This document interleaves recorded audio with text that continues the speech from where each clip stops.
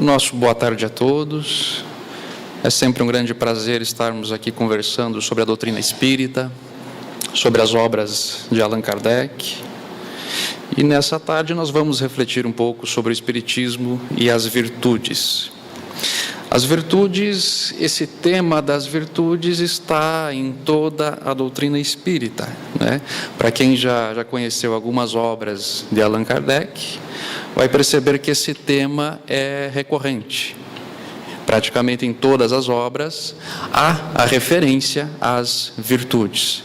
Então é por isso que hoje nós dedicaremos alguns minutos, né, do nosso tempo para tentarmos entender um pouco mais sobre o que é as virtudes, né? Se fala muito das virtudes, mas a gente precisa relembrar, muitas vezes, o que foi dito lá atrás, pelos pensadores, pelos filósofos gregos, né? Como eles pensaram a estrutura das virtudes, de que forma eles definiram as virtudes. Porque é desta forma filosófica que o Allan Kardec vai expor nas suas obras o tema também das virtudes. Então é um tema muito recorrente e a ideia de hoje então é nós conseguirmos aprofundar um pouco mais o que é as virtudes e as principais virtudes. Então nós vamos analisar aí alguns pensadores, né, da filosofia clássica e alguns pensadores atuais também, que falam sobre esse tema das virtudes e de algumas virtudes em específico, né? As virtudes, elas dizem respeito às ações. Então, quando a gente aprecia uma virtude, quando nós apreciamos a pessoa virtuosa, nós estamos apreciando a sua ação virtuosa. Você não aprecia simplesmente um pensamento virtuoso. Por exemplo, a coragem. Você não aprecia simplesmente aquela pessoa que pensa que é corajosa. Aquela pessoa que está no sofá da sua casa e pensa que é corajosa. Ou você também não aprecia aquela pessoa que tem o desejo apenas de ser justo. Você aprecia a justiça em ato. O ato da justiça todos nós apreciamos. Todos nós aplaudimos. Agora, o desejo apenas de justiça nós não apreciamos. Quer dizer, não há valor simplesmente no pensar e no sentir quando o assunto é virtude. Então a virtude diz respeito a isso, a ação. Tem que ser feito algo realmente, né? Aí sim nós vamos conseguir apreciar melhor o que é a virtude. Como as virtudes diz respeito às ações, não pensamentos e sentimentos, mas sim as ações principalmente, nós vamos analisar agora uma pequena pergunta aqui que tem no Livro dos Espíritos, onde Kardec, interessado nesse tema, pergunta aos espíritos qual a mais meritória de todas as virtudes. São muitas virtudes, são inúmeras virtudes, mas qual é a mais meritória? Quer dizer, aquela que é mais difícil de conquistar e que por isso tem mais valor, não é?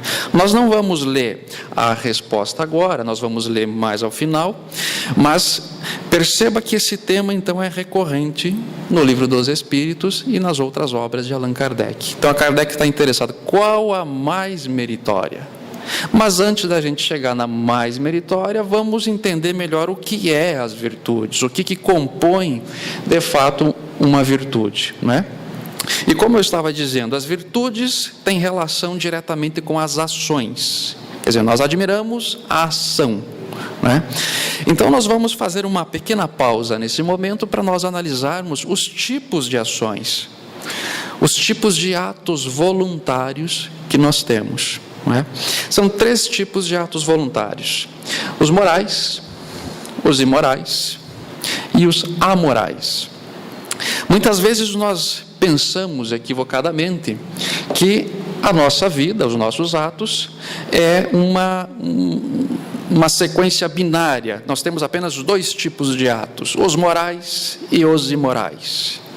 Isso está errado. Quer dizer, grande parte das nossas ações, do nosso dia a dia, grande parte da nossa vivência está justamente nessa terceiro item, nessa terceira parte, que é as ações amorais, né?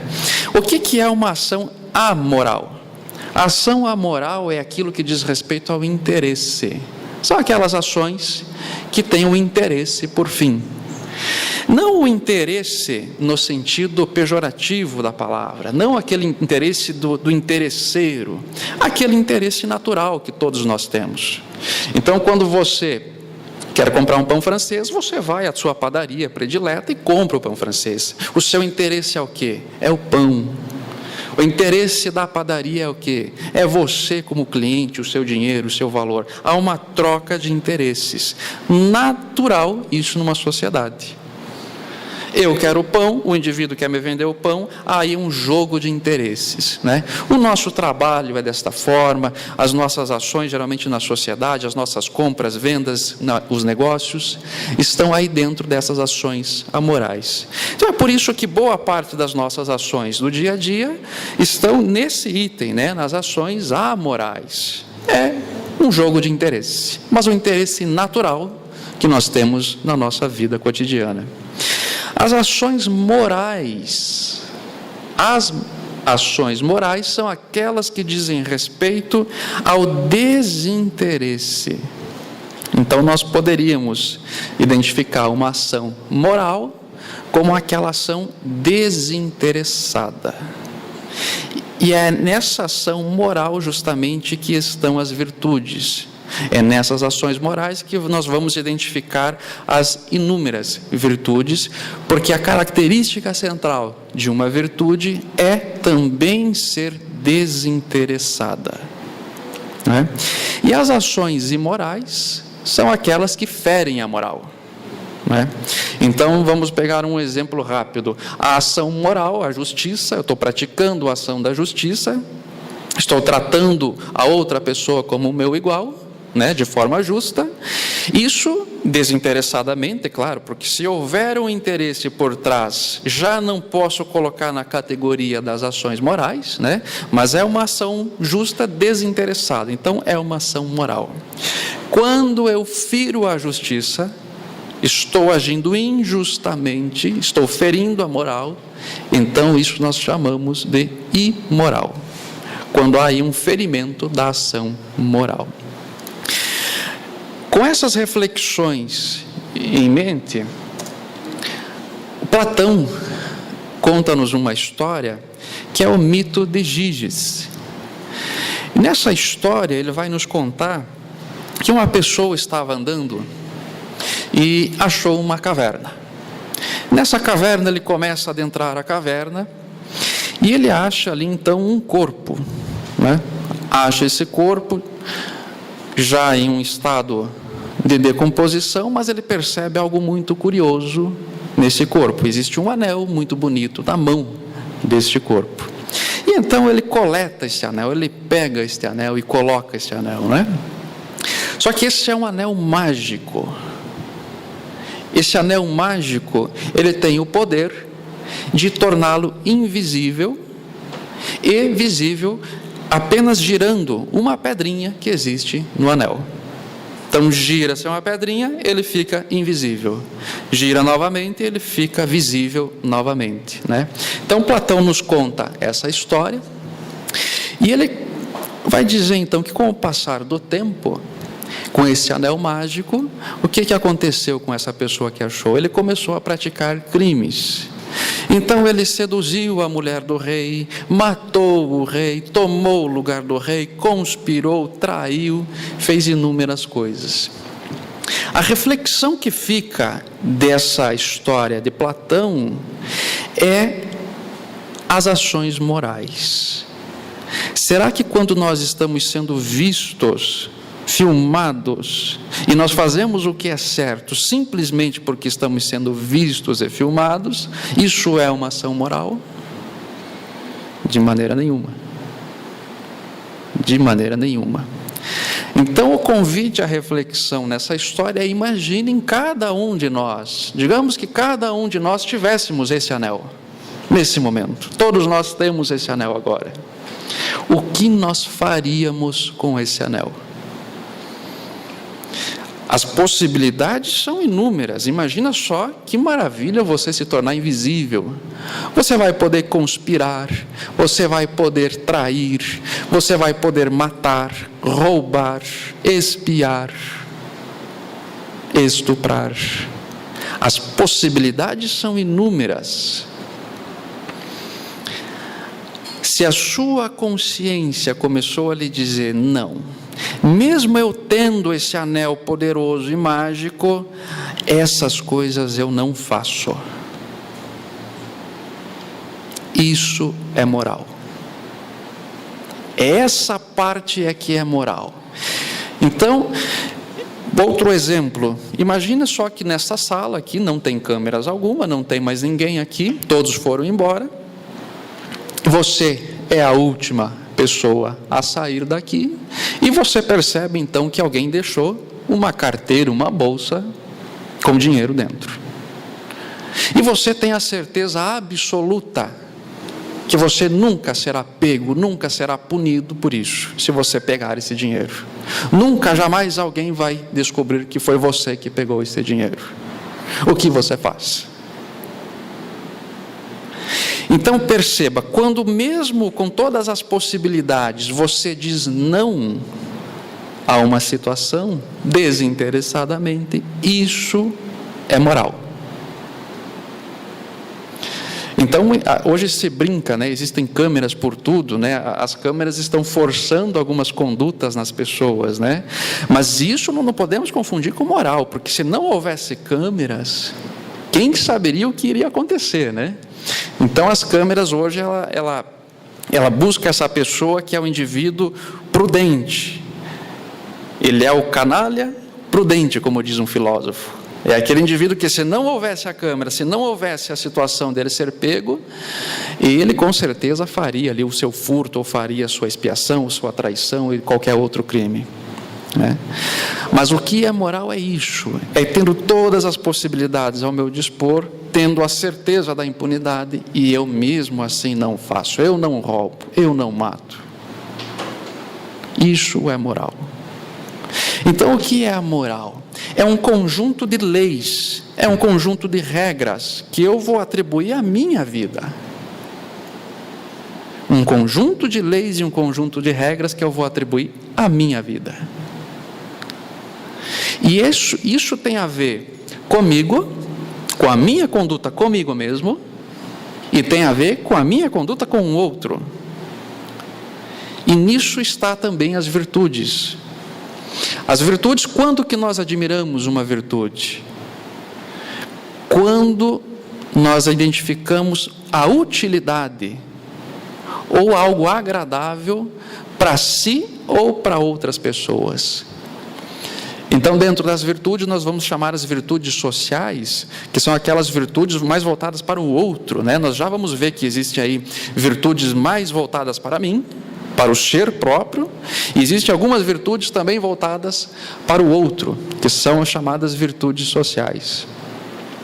Então nós admiramos essa pessoa que tem esse comportamento virtuoso, principalmente para com o outro, principalmente para com o próximo, porque é aí que realmente mora a dificuldade maior, né? Ser virtuoso para com o outro, ter uma ação moral desinteressada, útil ou agradável para o outro, né? Então, agora que nós conversamos um pouquinho sobre esses tipos de atos voluntários, os morais, imorais e amorais, né? Nós agora retornamos aí para as virtudes, para a gente começar a conceituar o que é virtude. Conceituar a virtude não é uma tarefa fácil. Não existe uma palavra, um sinônimo perfeito de virtude que vai contemplar aí todas as nossas possibilidades, né? Então a virtude é uma composição de elementos, né?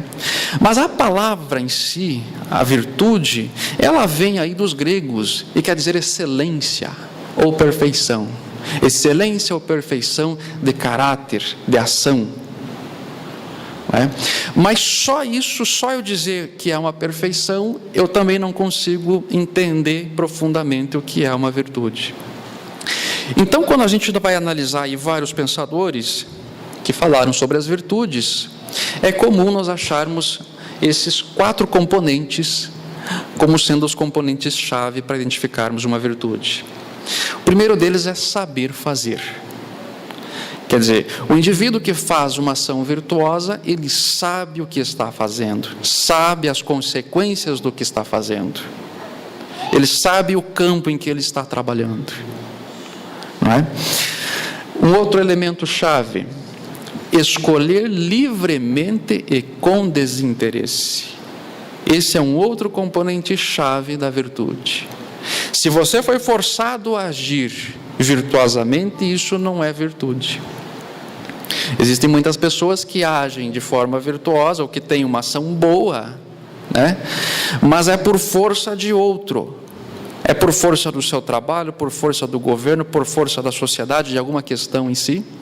E isso nós não podemos categorizar como uma ação virtuosa propriamente dita. Pode ser um trabalho no bem, mas não é uma ação virtuosa. Então eu tenho que escolher livremente. Não é por força do meu trabalho, não é por força da sociedade, nem por força de nada. Não é com nenhum outro interesse oculto. Eu estou escolhendo essa ação livremente. Isso sim é uma virtude, desinteressadamente. O outro componente: eu tenho que fazer essa ação com uma disposição firme, inflexível. Não é aquela situação que, eu estou com dúvida se eu vou fazer, não sei não se eu vou fazer, viu? Talvez eu faça, talvez não. Se ficar muito difícil, eu já não faço, né? A justiça é dessas, né? A justiça praticar uma ação justa, às vezes é difícil. Você fica numa sinuca de bico. Mas se eu fizer a justiça, eu é que vou sair perdendo, é claro.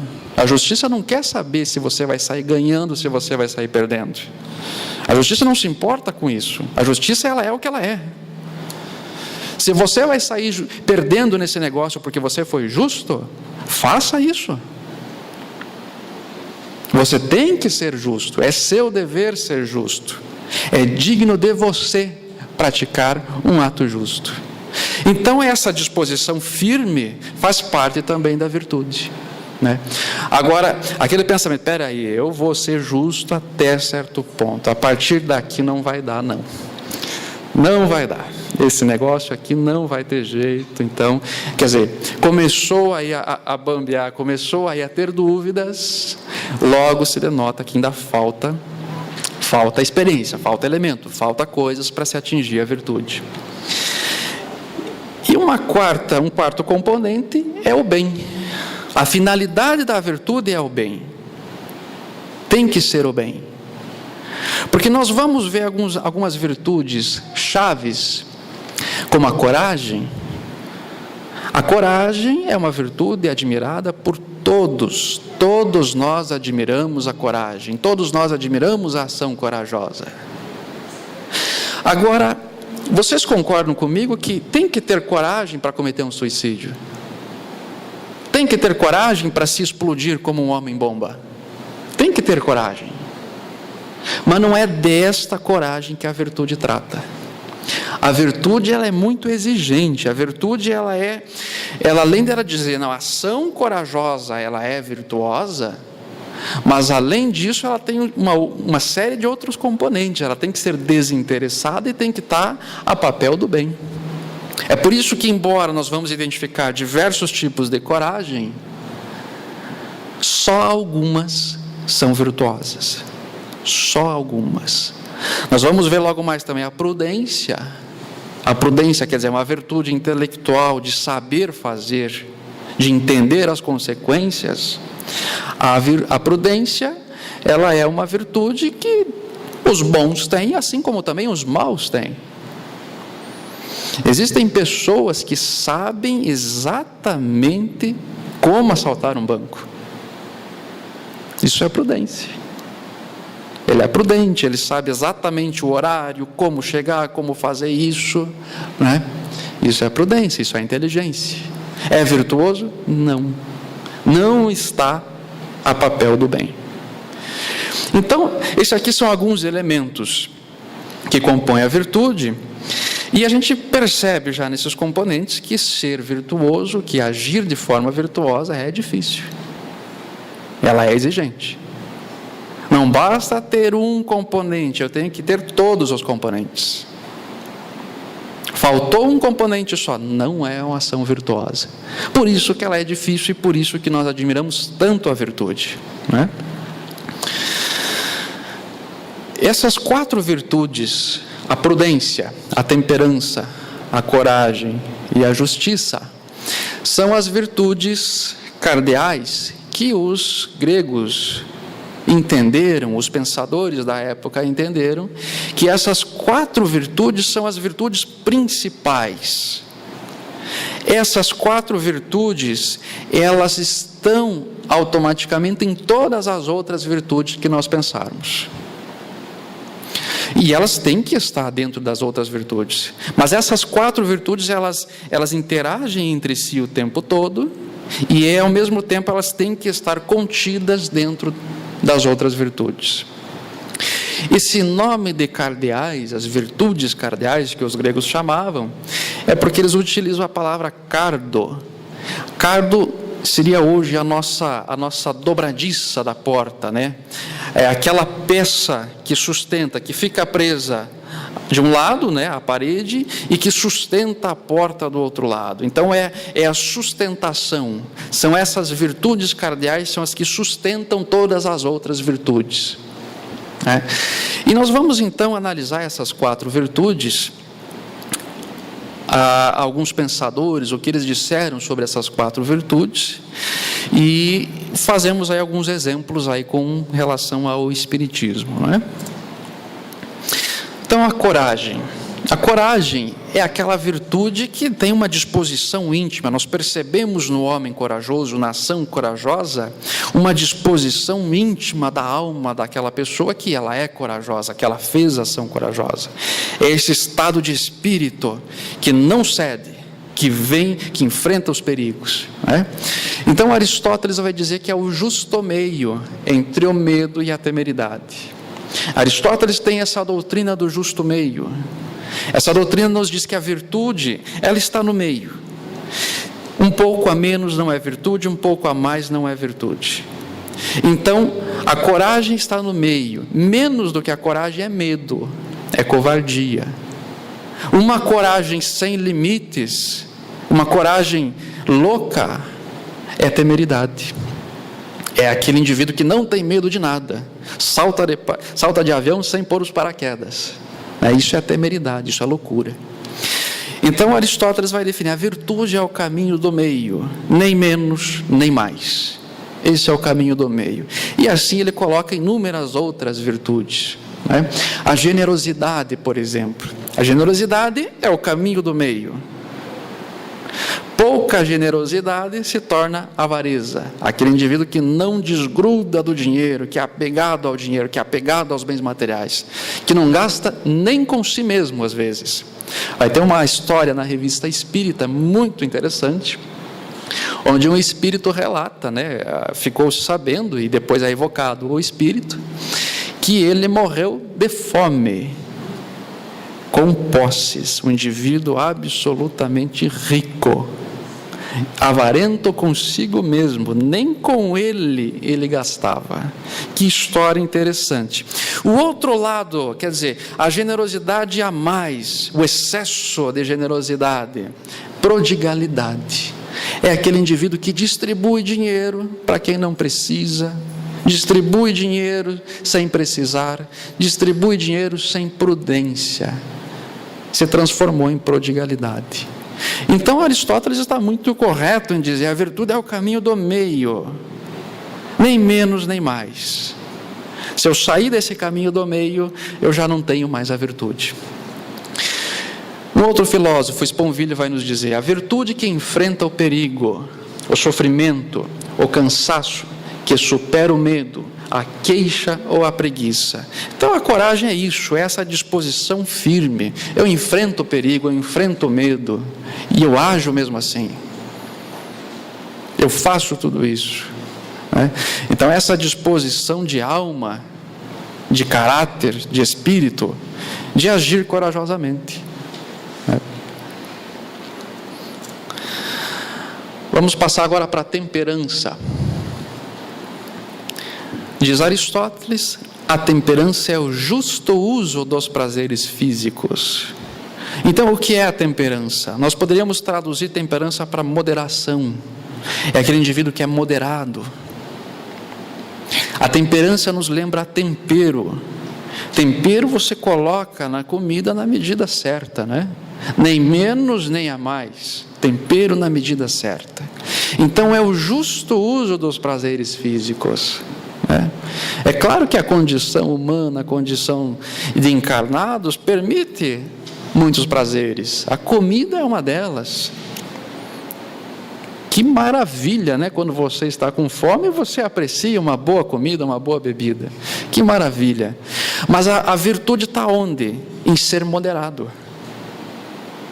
É aí que está a virtude, a temperança diz respeito a isso, é o justo uso dos prazeres físicos. Não é que você não pode usar. Numa visão mais dogmática, se dizia, você não pode fazer isso. Mas não é isso que a doutrina espírita e nem que os filósofos, os grandes pensadores dizem. Faça uso disso. Está disponível? Faça uso. Mas faça um bom uso.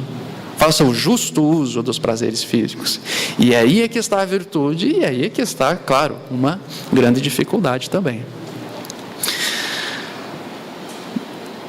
A ciência das coisas a serem desejadas e das coisas a serem evitadas.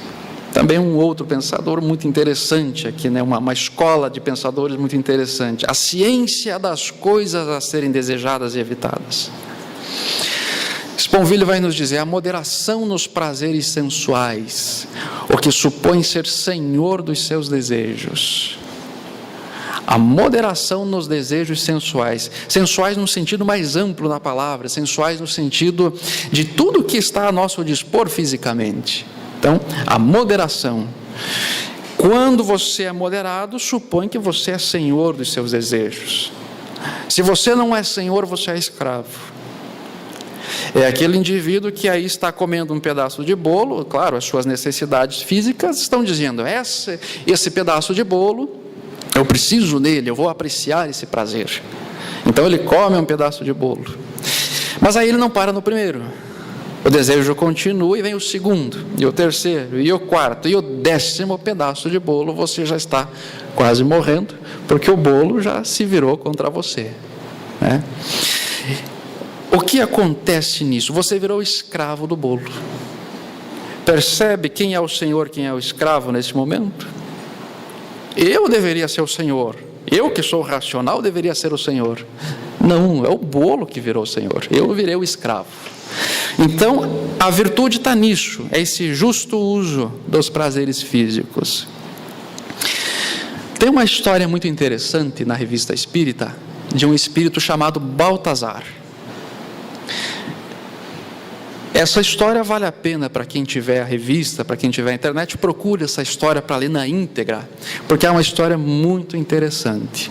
É um espírito, inclusive, muito bem-humorado, né? Ele vai nos contar uma história assim, muito bem-humorado, né?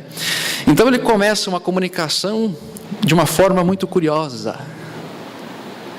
Ele começa uma comunicação e na sua primeira frase ele diz, viva a lagosta, viva o vinho, viva as mulheres. E isso chega até Allan Kardec, que esse espírito fez esse comentário, né? Muito peculiar. E Allan Kardec, então, como não perdia uma oportunidade de obter conhecimento, evoca esse espírito, Baltazar, né? Ele faz a evocação desse espírito para conversar, para entender melhor quem é esse espírito, por que ele disse aquilo. E na conversa ele vai dizendo então que o espírito contando a sua história, que ele desencarnou aproximadamente há uns 30 anos, e que o seu prazer, as suas atividades como espírito desencarnado, é ir de mesa em mesa, apreciar a boa mesa. Então ele sai de uma festa onde tem ali um banquete, e ele vai para outro lugar, ele vai para um restaurante, ele vai para os mercados, e ele conta que esta é a rotina dele. Kardec pergunta: por que você faz isso? O que você faz com a comida? Você chega numa mesa que tem um banquete, o que você faz com essa comida? Eu sinto o aroma. Mas você pode comer? Não. Eu sinto o aroma. Eu me delicio com o aroma. Kardec pergunta: você tem alguma necessidade de comer? Existe alguma coisa na sua estrutura que tenha necessidade de comer? Ou é apenas desejo? E ele fala: não há necessidade alguma, há apenas desejo. Eu desejo isso incessantemente. É por isso que eu saio de uma mesa e vou para outra mesa apreciar. E Kardec pergunta: isso não te torna infeliz? Porque perceba, é um desejo que nunca vai poder ser saciado. É um suplício. Embora esse espírito não seja praticamente um sofredor, né? Ele é bem-humorado, ele conta a sua história humorado, ele não está em um processo de sofrimento, né? Mas isso também é uma espécie de sofrimento. Isso com certeza não o deixa feliz, porque é um desejo que não pode ser saciado. Vamos só fazer uma comparação aqui para a gente entender melhor isso. Imaginem que vocês querem um carro novo. O seu desejo, aquilo que perturba a sua alma, é obter um carro novo.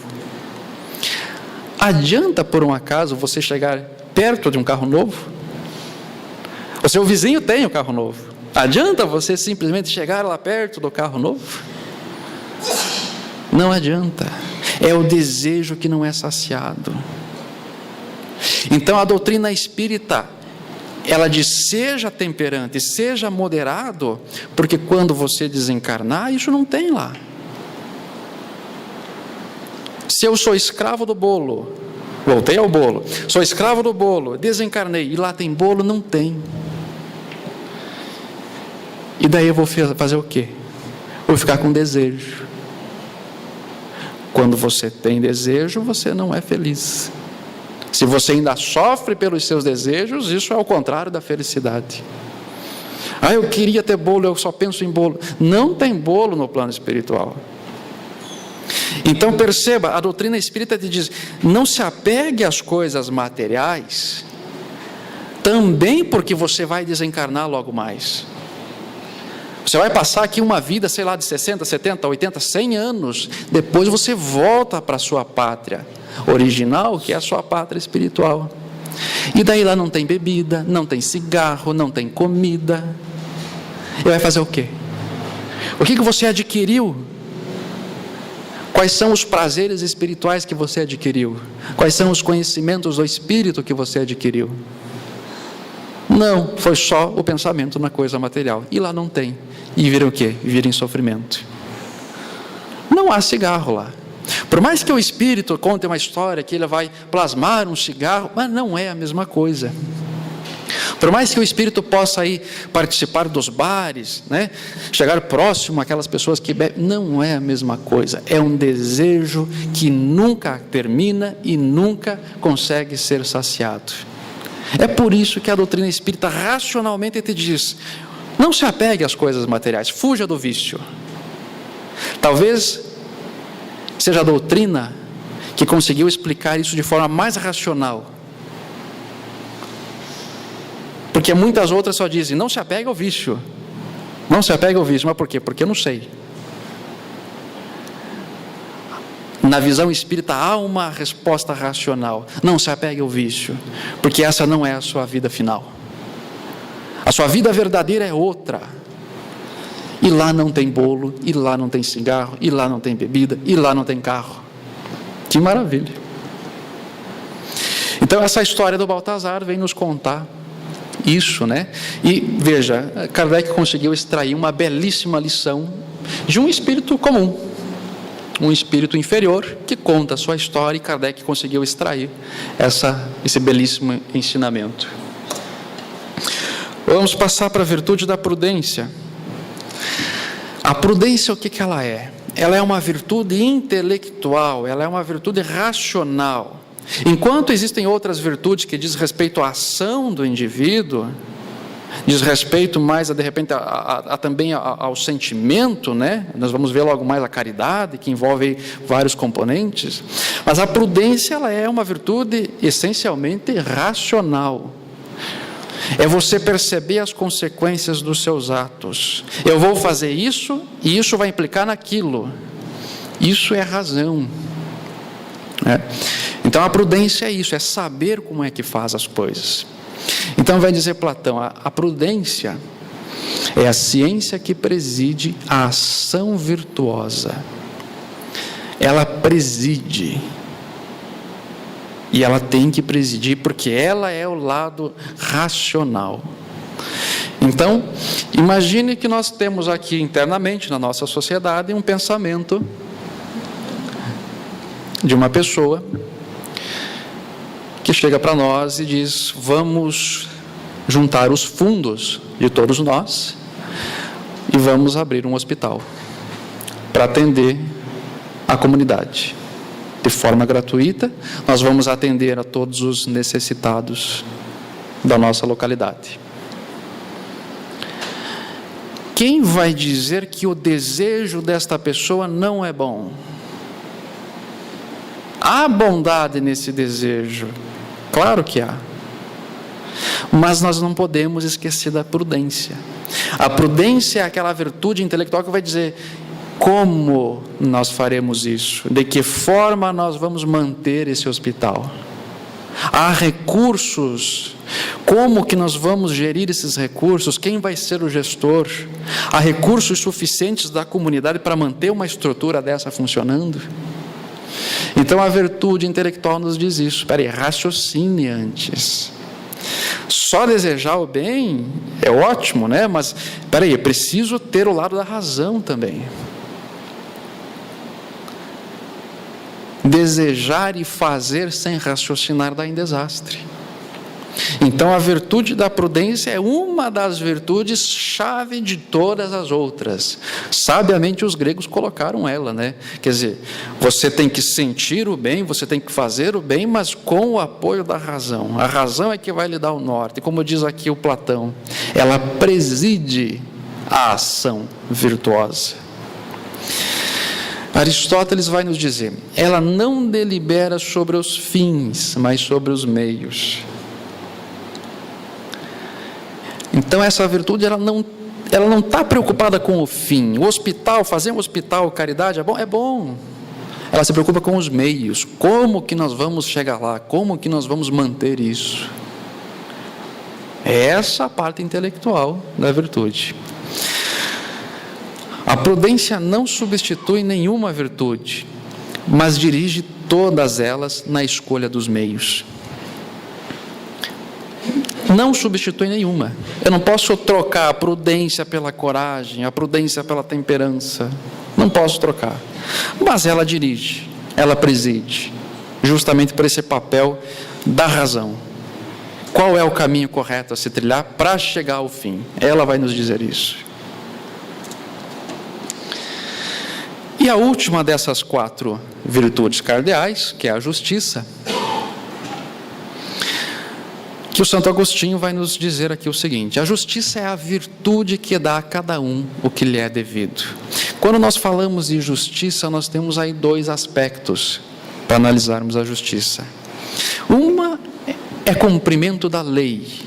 Estou cumprindo a lei, estou cumprindo uma legislação, estou cumprindo uma lei social. Então essa é uma visão da justiça. A outra é a chamada lei natural, a justiça natural. Quer dizer, aquela justiça que você faz sem ser obrigado por lei nenhuma. Um exemplo muito interessante disso é quando você vai vender um carro. Imagina que você vai fazer um negócio.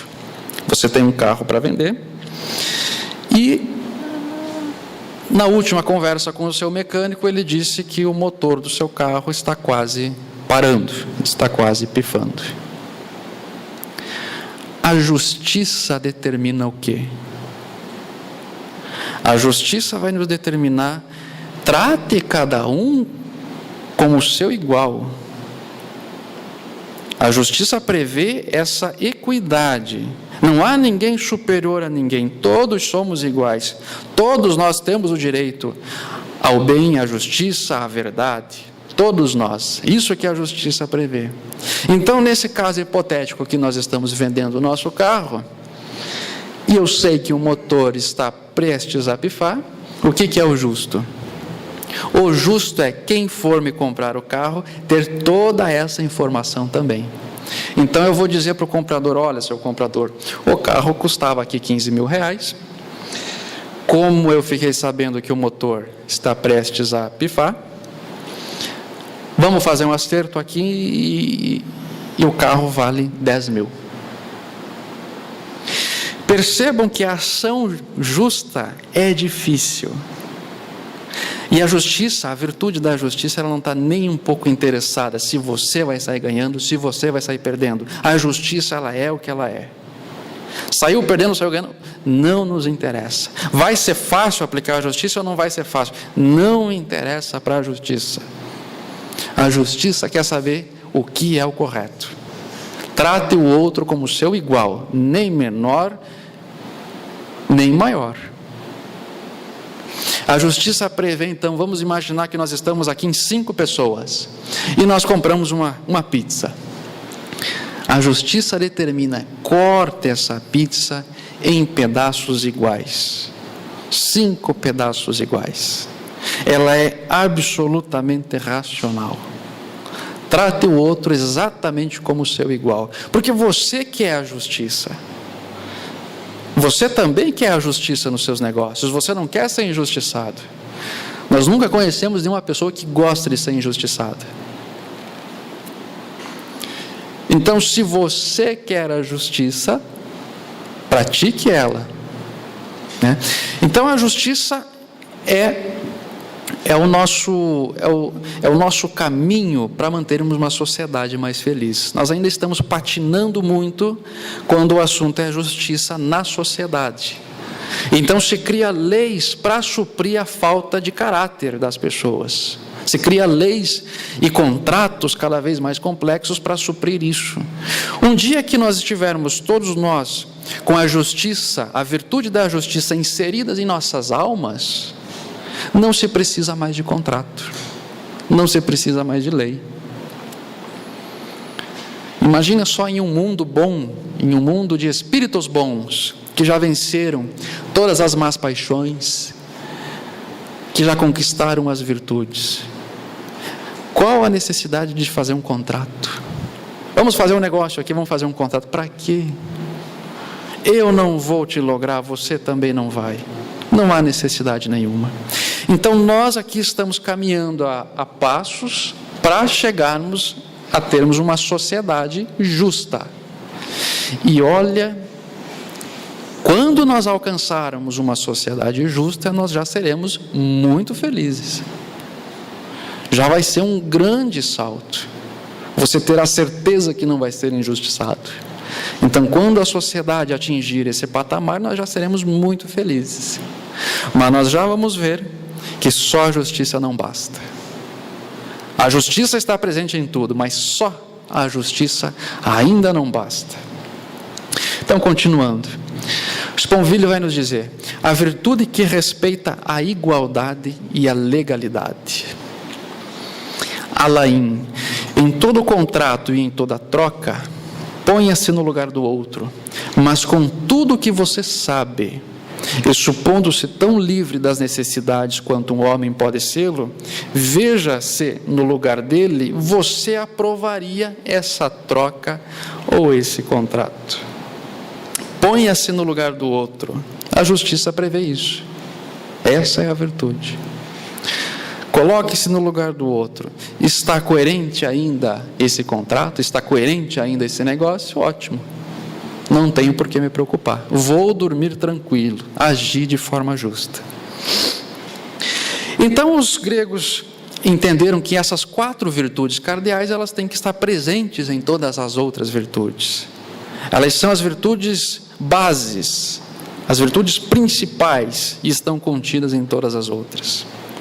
Vamos pegar aqui a tolerância, a virtude da tolerância. Retire a prudência e retire a justiça da virtude da tolerância, e o que é que vira? Você corre o risco de tolerar a tudo. Você tolera o nazismo, você tolera estupro. Da generosidade. A virtude da generosidade é muito bela, todos nós apreciamos. Retire a prudência da generosidade. E o que ela vira? Prodigalidade. Esbanja o dinheiro à vontade. Então, está muito sábio, muito correto isso. Em todas as outras virtudes que nós analisarmos, essas 4 virtudes, elas são componentes chaves. Elas têm que estar presentes. Se eu tirar um elemento, vai faltar alguma coisa. Pratique caridade sem justiça. Faça caridade com o dinheiro dos outros. O que vira? Injustiça. Aquela história do Robin Hood, né? Roube dos ricos para dar aos pobres. O que é isso? É roubo. É injustiça. Então, praticar a virtude é isso. É uma série de componentes que têm que estar presentes. Faltou um componente, eu não posso dizer que é uma virtude. Voltamos agora à questão do Livro dos Espíritos. Qual a mais meritória de todas as virtudes? E os Espíritos vão responder: todas as virtudes têm seu mérito, porque todas indicam progresso na senda do bem. Todas elas indicam progresso, sem dúvida alguma. A coragem, a generosidade, a justiça, a temperança, a tolerância, o humor, todas elas indicam progresso, sem dúvida alguma. Mas Kardec perguntou qual a mais meritória. A sublimidade da virtude, porém, está no sacrifício do interesse pessoal pelo bem do próximo, sem pensamento oculto. A mais meritória é a que assenta na mais desinteressada caridade. Muito belo isso, né? Muito interessante essa resposta.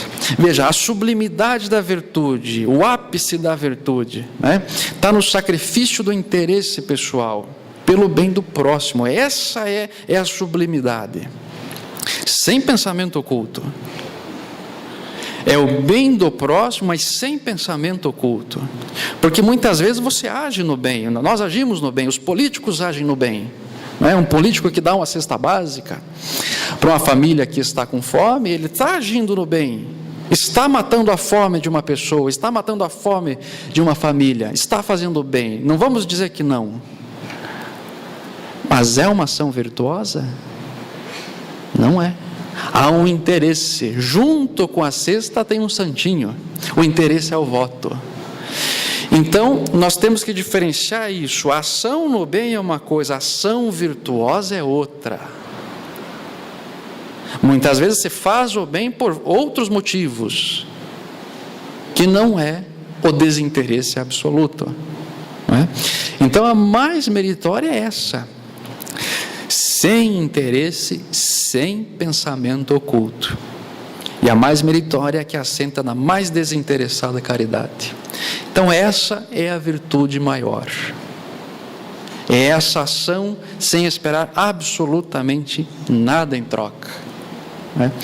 E nós percebemos aí essa união de pensamentos, né? Pensadores lá atrás, pensadores da filosofia clássica, e esse pensamento belíssimo do Livro dos Espíritos.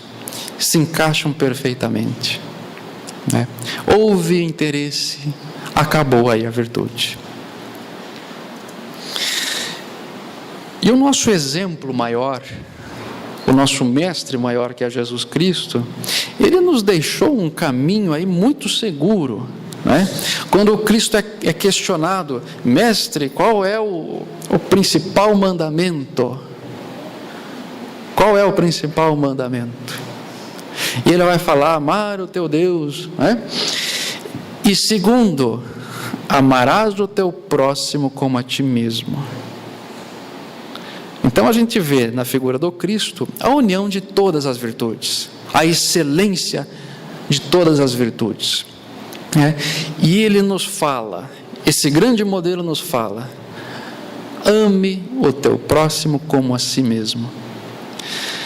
Quando nós chegarmos nesse nível, nessa etapa, não há dúvida que nós vamos tratar o outro não só com justiça.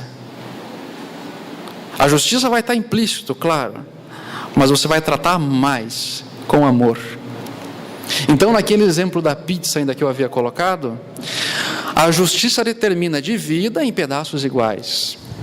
O amor vai dizer: não, pegue o meu pedaço. Você está com mais fome, você ficou mais tempo sem comer, pegue o meu pedaço e coma ele, porque isso é amor. A justiça determina a igualdade, a justiça já é maravilhosa, mas o amor é ainda maior. Só a justiça não basta, o amor é ainda maior. Então, esse ensinamento do Cristo é uma pérola.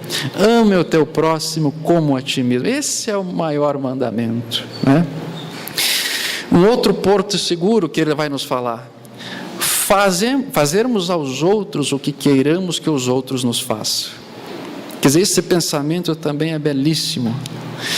Quando nós começarmos a agir com este pensamento, acaba-se a injustiça. Nós já começamos a trabalhar com a virtude da justiça. Porque como que eu quero ser tratado? Com toda certeza eu quero ser tratado com justiça, com tolerância, com amor, com indulgência, que perdoem as minhas ofensas. Isso é como eu gostaria de ser tratado. E o que o Cristo vai nos dizer? Bom, se você espera isso, haja então desta forma. Haja dessa forma. Por quê? Para você mesmo ser feliz. Esta é a maneira. Você torna o outro feliz, mas você, principalmente, adquire a felicidade.